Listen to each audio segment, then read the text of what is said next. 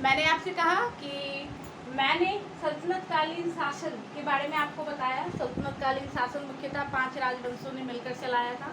कौन कौन थे 5 राजवंश? तो मैंने आपको जैसे बताया कि ये था गुलाम वंश, उसके बाद था कौन सा? तो खिलजी वंश, उसके बाद कौन सा? तो सैयद वंश, उसके बाद कौन था?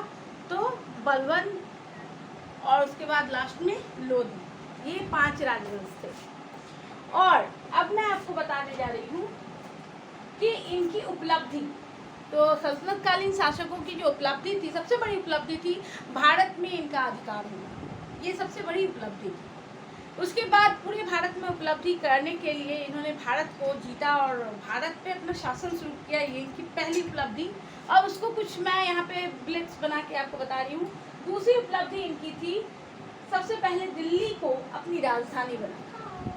सल्तनतकालीन शासक ही थे जो दिल्ली को राजधानी बनाते। इससे पहले कन्नौज, प्रयाग, दक्षिण हर जगह लोग अपना राजधानी बनाते थे, लेकिन सबसे पहले दिल्ली, देवगिरी थी, उसको दिल्ली बना के दिल्ली पे इन्होंने अपना राजधानी बनाया। ठीक है। तीसरा इनका जो उपलब्धि था, इस्लाम धर्म का प्रचार। इससे पहले भारत में इस्लाम धर्म नहीं था, सल्तनतकालीन शासकों ने ही इस धर्म का विस्तार किया।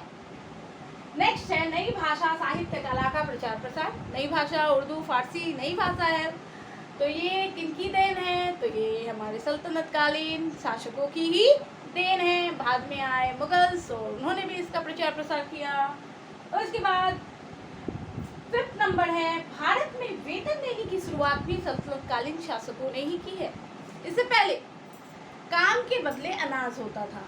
काम के बदले अनाज। कोई भी व्यक्ति किसी राजा के यहाँ काम करता था, किसी के दरबार में काम करता था, तो उस काम के बदले उसको भोजन दिया जाता था, उसके परिवार को भोजन दिया जाता था। लेकिन सल्तनतकालीन शासकों ने ही काम के बदले वेतन की शुरुआत की।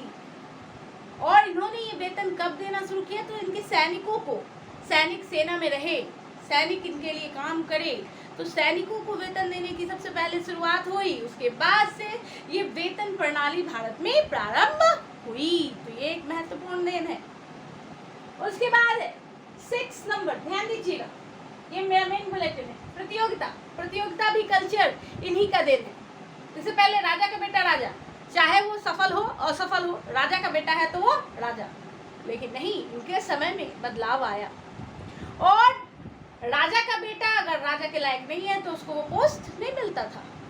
ये योग्यता देखकर, योग्यता की, दक्षता की परीक्षा लेकर तब क्या करते थे?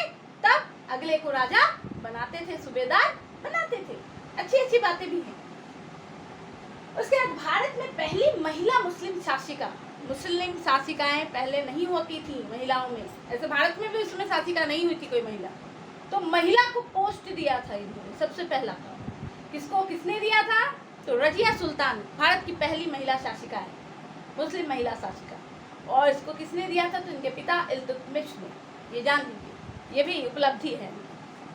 और उसके बाद है भारतीय प्रशासन के क्षेत्र में इनकी अनेक उपलब्धियां हैं। भारतीय प्रशासन में इनके द्वारा बहुत सारे पोस्ट का निर्माण किया गया और फिर उस पोस्ट को क्रियान्वित करके आगे मैं प्रशासन का भी एक वीडियो शेयर करूंगी कि उसको आप, बड़ा चैप्टर है, अच्छे से समझिए।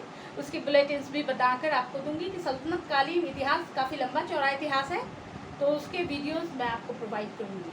तो प्रशासन में भी इनका बहुत बड़ा देन है। इन्होंने न्याय व्यवस्था को बहुत चाक चौबंद करके रखा था। इन्होंने राजकीय प्रशासन को भी विभिन्न विभिन्न रिक्तियों में विभाजित करके काम को सौंपा था। यानी लोगों की जनसंख्या के ऊपर इन्होंने लोगों को नियुक्त करके, शासकों को नियुक्त करके रखा था, जिससे कि देश का प्रशासन अच्छी तरह से चले। पूरे भारत के सिस्टम को ये अपने हाथ से, अपने तरीके से चला रहे थे। और इसका जीता जागता उदाहरण आज भी है कि आज भी आप न्यायालय, कोर्ट वगैरह में जाएंगे तो बहुत सारे ऐसे लफ्ज़ हैं जो आपको फारसी और उर्दू में मिलेंगे। उसके पीछे का कारण क्या है कि ये सल्तनतकालीन शासकों की देन है कि इन्होंने बहुत तरह के पोस्ट जनरेट करके रखे, जिसमें अभी मेरे जबान पे एक पोस्ट आ रहा है मुंसिफ पोस्ट, इन्हीं का दिया हुआ है। मुंसिफ मतलब मजिस्ट्रेट। तो आप समझ जाइए कि उस समय को हम अभी भी फॉलो करते हैं। यानी ये लोग बहुत ज़्यादा बुद्धिमान थे, अपनी बुद्धि से ये लोगों ने भारत पे शासन किया। और इनके प्रशासन के बारे में मैं आपको अगले चैप्टर में बताऊंगी। और मैंने बहुत ही सुंदर ढंग से समराइज किया है आपको मैं आपको पॉइंट में बता रही हूँ, तो आप 1 नंबर 2 नंबर के इसके पॉइंट्स को आप अपनी कॉपी में नोट डाउन कर लीजिए। कॉपी में नोट डाउन पॉइंट रहेगा तो आंसर खुद ब खुद आपके दिमाग में आ जाएगा। ये मेन पॉइंट्स है।